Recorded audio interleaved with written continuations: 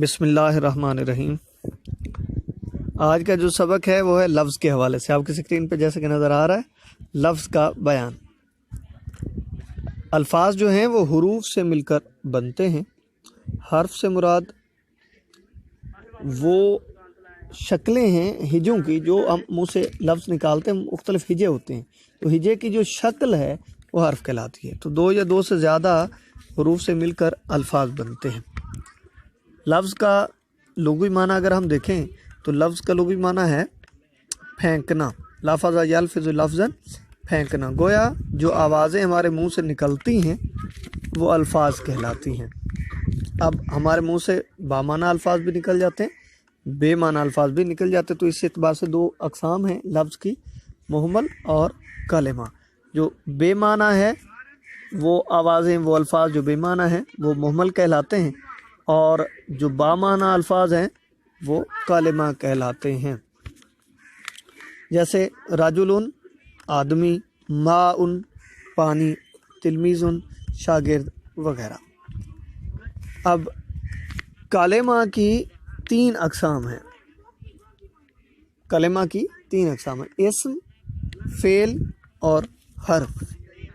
کلمہ جو ہے وہ یا تو کسی چیز کا نام ہوگا یا کام ہوگا، یا پھر نہ تو نام ہوگا نہ ہی کام، بلکہ ان دونوں کو ملانے والا ہوگا، وہ حرف کہلاتا ہے۔ اسم کی تعریف اگر ہم دیکھیں تو اس کا لغوی معنی ہے نشانی یا بلندی۔ تو آسان الفاظ میں ہم اس کی تعریف پڑھا کرتے ہیں کہ کسی شخص، جگہ یا چیز کے نام کو اسم کہتے ہیں، چونکہ وہ اس کی علامت بن جاتا ہے، اس کی نشانی بن جاتا ہے، اس وجہ سے وہ اسم کہلاتا ہے۔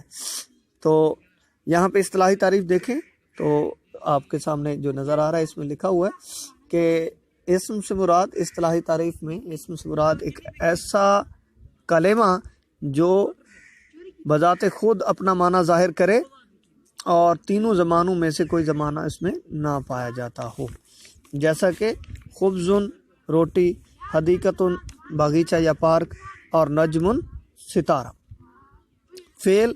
فعل سے مراد، فعل کا لغوی معنی دیکھیں تو کام۔ ہم عام طور پر پڑھتے بھی یہی ہیں کہ کسی شخص کی جانب سے، جب کسی فاعل کی جانب سے کوئی کام واقع ہو تو اس کو ہم فعل کہتے ہیں۔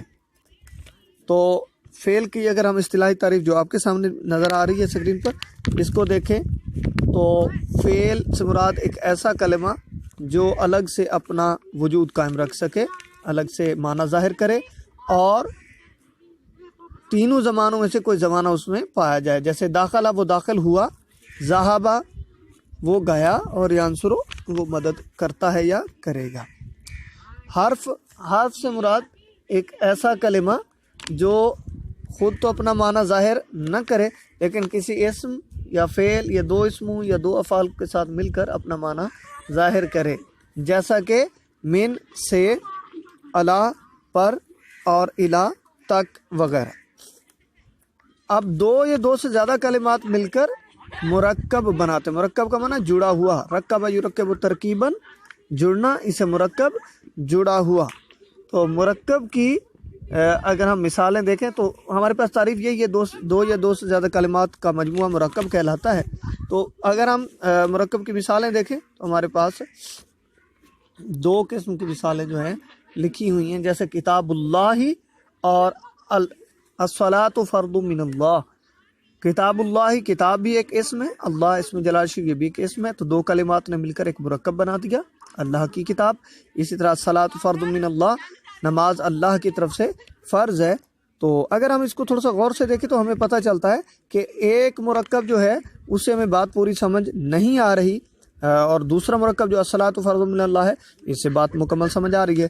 تو اس اعتبار سے اگر دیکھیں کہ تو ہمیں پتہ چلتا ہے کہ مرکب کی دو اقسام ہیں، مرکب تام اور مرکب ناقص، جس کو مرکب مفید اور مرکب غیر مفید بھی کہا جاتا ہے۔ تو مرکب تام سے مراد دو یا دو سے زیادہ کلمات کا ایسا مجموعہ جس کو سننے کے بعد بات مکمل طور پر سمجھ آ جائے اور مزید کچھ سننے کی طلب اور خواہش باقی نہ رہے، مرکب تام کہلاتا ہے۔ اس کو کلام بھی کہتے ہیں، جملہ بھی کہتے ہیں، مرکب مفید بھی کہلاتا ہے، اور مرکب تام بھی کہلاتا ہے۔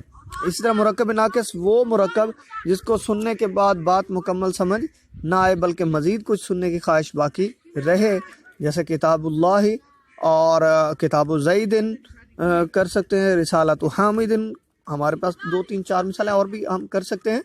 تو یہ مرکب ناقص کہلاتی ہیں، اس کو مرکب غیر مفید بھی کہتے ہیں، کیونکہ اس کو سننے کے بعد مزید ابھی سننے کی طلب اور خواہش باقی رہتی ہے۔ مرکب ناقص کی اقسام پہ انشاءاللہ نیکسٹ لیکچر میں ہم بات کریں گے۔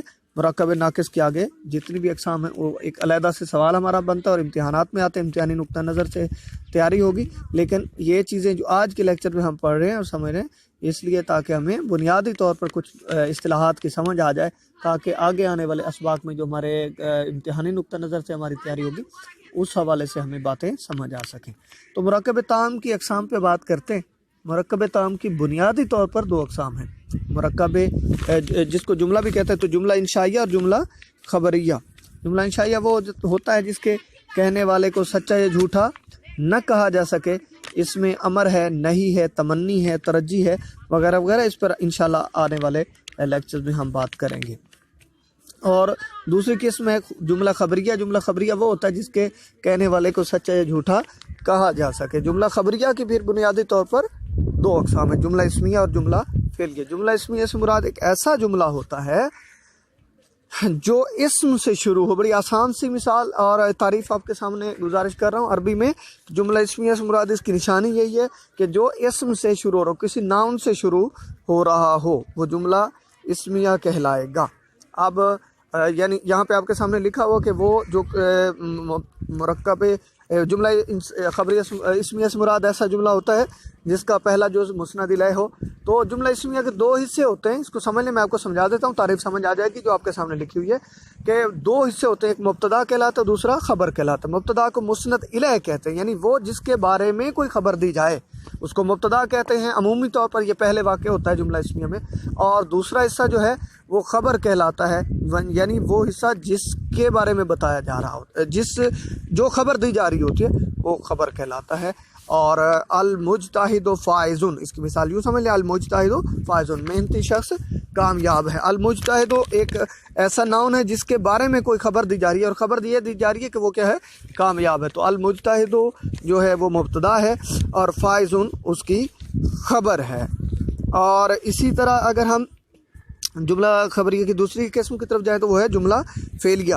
تو اس کی بھی آسان سی تعریف کیے دیتا ہوں کہ جملہ فعلیہ سے مراد ایک ایسا جملہ جو فعل سے شروع ہو، جس کا پہلا جز کیا ہو، فعل ہو، چاہے وہ فعل ماضی ہو، حال ہو یا مستقبل ہو۔ جیسے عربی میں ہمارے پاس 2 قسم کے افعال استعمال ہوتے ہیں، فعل ماضی اور فعل مضارع۔ فعل مضارع کے اندر حال اور زمانہ مستقبل دونوں کے معنی پائے جاتے ہیں۔ تو جس کا پہلا جو حصہ کیا ہو، فعل ہو، وہ جملہ فعلیہ کہلائے گا۔ جیسے ذهب التلمیذ، شاگرد چلا گیا، اور داخل رجل، آدمی داخل ہوا، جاء حامد، حامد آیا۔ تو اگر ان میں ہم دیکھیں تو ہمارے پاس ذهب، داخلہ اور جاء یہ افعال ہیں، اور یہ فعل اور فاعل مل کر جملہ فعلیہ مکمل کر رہے ہیں۔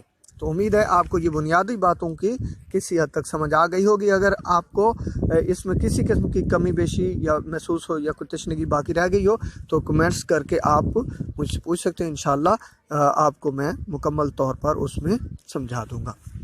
اللہ تعالیٰ سے دعا ہے کہ وہ ہمیں بہتر انداز سے مزید سیکھنے کی توفیق عطا فرمائے۔ اللہ حافظ۔